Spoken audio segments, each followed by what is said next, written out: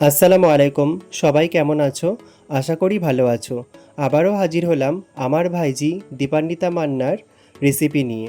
রেসিপিটা হলো গোটা চিকেন মশলা। এখানে কী কী লাগছে একটু দেখে নেব।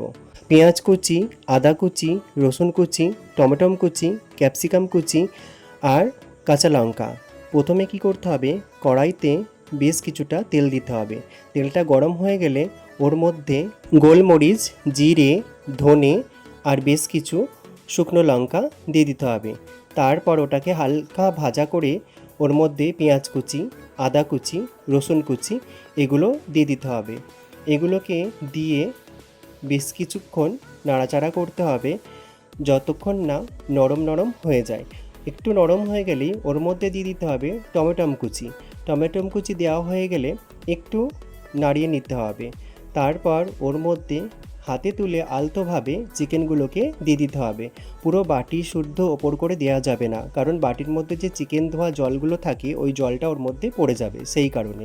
আর এখানে একটুও জল দেওয়া লাগবে না, কারণ চিকেন থেকে জল যতটুকু বেরোবে ততটুকু দিয়েই কষাতে হবে। তারপরে স্বাদ অনুযায়ী নুন দিতে হবে। নুন দিয়ে একটু নাড়িয়ে চাড়িয়ে ঢাকা দিয়ে রেখে দিতে হবে। কিছুক্ষণ পর ঢাকনাটা খুলে ওর মধ্যে হলুদ গুঁড়ো দিয়ে দিতে হবে। হলুদ গুঁড়ো দিয়ে ভালো করে মিশিয়ে নিতে হবে, যাতে মাংসর গায়ে একে অপরের গায়ে লেগে যায়। আর লাগার পর দেখো কালারটা কত সুন্দর এসেছে। বেশ কিছুক্ষণ আবার এইভাবে কষাতে হবে। কষাবার পর একটু সামান্য স্বাদ অনুযায়ী চিনি দিতে হবে। দেবার পরে ওই যে কেটে রাখা ক্যাপসিকামগুলো ওর মধ্যে দিয়ে দিতে হবে।